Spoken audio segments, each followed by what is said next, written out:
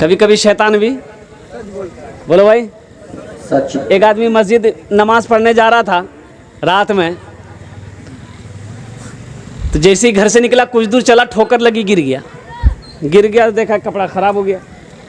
वो बेचारा मस्जिद नहीं गया, घर आया, घर आकर के कपड़ा बदला, वजू बनाया, फिर निकला। वो दोबारा निकला, फिर कुछ दूर चला, ठोकर लगी और गिर गया। और गिरा, देखा फिर कपड़ा खराब हो गया, फिर लौटकर घर आया, कपड़ा चेंज किया दूसरी मर्तबा, और कपड़ा चेंज करके फिर तीसरी मर्तबा वो मस्जिद के लिए निकला। जब घर से जैसे ही निकला, देखा एक आदमी चिराग जलाकर खड़ा है। कौन है रे? वो चिराग की रोशनी दिखाते हुए आदमी चिराग लेके आगे, ये पीछे पीछे मस्जिद के दरवाजे तक पहुंचा दिया। वो आदमी मस्जिद के अंदर भी गया, नमाज पढ़ा, और नमाज पढ़ के जब निकला, देखा वही आदमी चिराग लेके खड़ा है। घर तक लाके छोड़ा। तो ये आदमी सोच रहे, भाई ये आदमी है कौन, हम तो नहीं पहचान रहे हैं, इन्होंने मेरी मदद करी है। तो पूछा आगे भैया, तो नाम की जाओ, और तो के जाओ? बोला हमारा नाम है शैतान।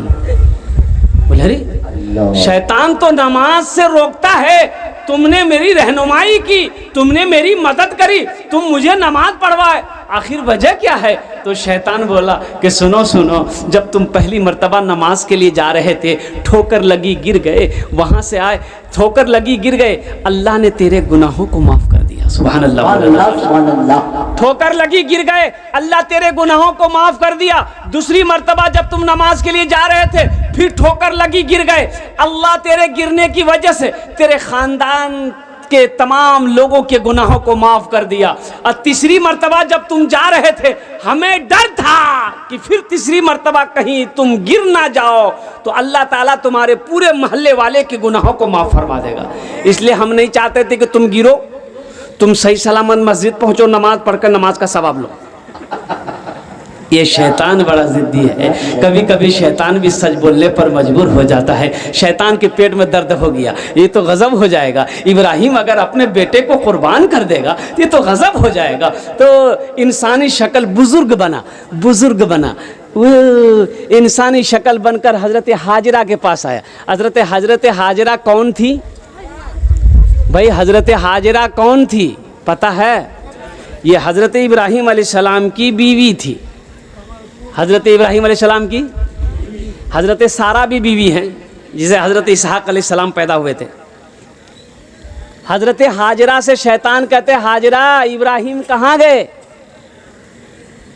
बोले काम से गए। बोले इस्माइल? बोले वो उसे ले गए, वो अपने बहुत बड़े दोस्त से मिलाने गए। तो शैतान देखिए, अब देखिए सच बोलने पर कितना मजबूर है। शैतान बोलता है अल्लाह की बंदी, ना ना ना ना, अरे वो अपने किसी बड़े दोस्त से तेरे बेटे को मिलाने नहीं ले गए, बल्कि वो अल्लाह की राह में उसे ज़िबह करने गए। तो माँ कहती है ऐसा कहीं होता है? भला कोई बाप अपने बेटे को ज़िबह करता है? भाई कोई बाप अपने बेटे को ज़िबह करेगा? माँ कहती है कि भला कोई बाप अपने बेटे को ज़िबह करेगा?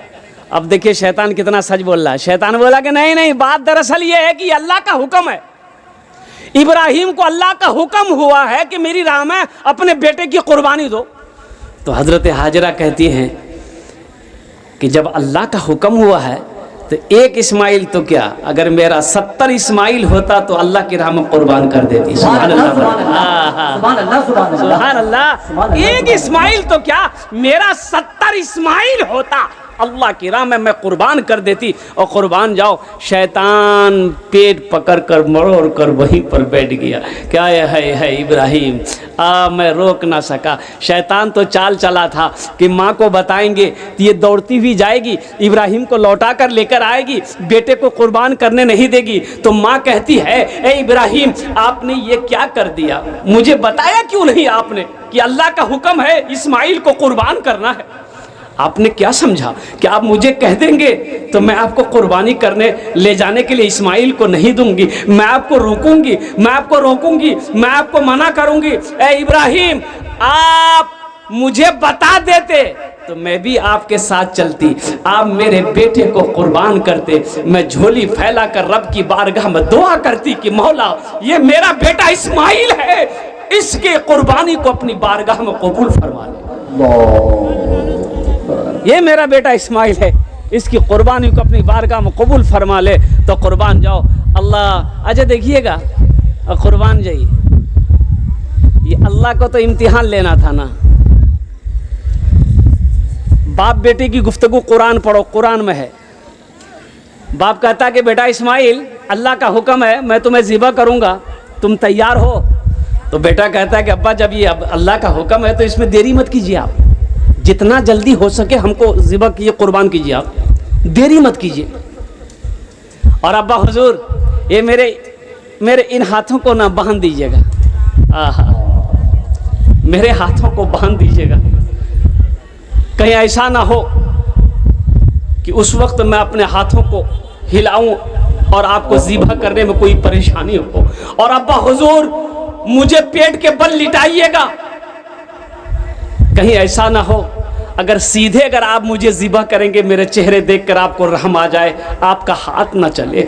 अब्बा हुजूर मुझे पेट के बल लिटाइएगा, मेरी गर्दन में तेजी के साथ छुरी चला दीजिएगा, अल्लाह का हुक्म है, अल्लाह का हुक्म है। बाप बेटे की कुर्बानी का ये वाकया कुरान में अल्लाह ने दर्ज फरमाया है। मुअज़्ज़ज़ सामिईन किराम, बेटा बेटे को बाप लिटाया हुआ है, छुरी चला रहे हैं, छुरी है कि काट नहीं रही। सोचो, छुरी तेज है, ये छुरी तेज है, छुरी तेज है।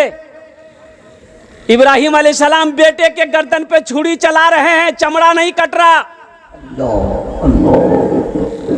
तो इब्राहिम अलैहिस्सलाम सोचे कि शायद ये छुरी बहुत आ जगेगी, मारा पत्थर में, पत्थर दो टुकड़ा हो गया। सुभान अल्लाह बोले तो माशाअल्लाह। पत्थर में मारा, छुरी इतनी तेज थी कि पत्थर दो टुकड़ा हो गया, लेकिन इस्माइल के गर्दन पे छुरी चल नहीं रही है। इब्राहिम ने कहा कि ए छुरी तू चल क्यों नहीं रही है?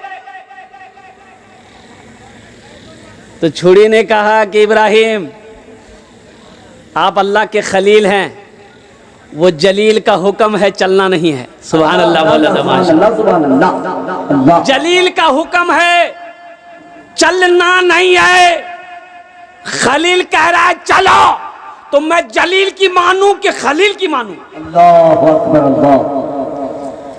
कुर्बान जाओ। अल्लाह ने मना कर दिया था, हुक्म दे दिया था छुरी को कि छुरी सुनो, मेरा इब्राहिम चलाएगा तुम्हें, लेकिन चमड़ी ना कटे। अल्लाह अल्लाह।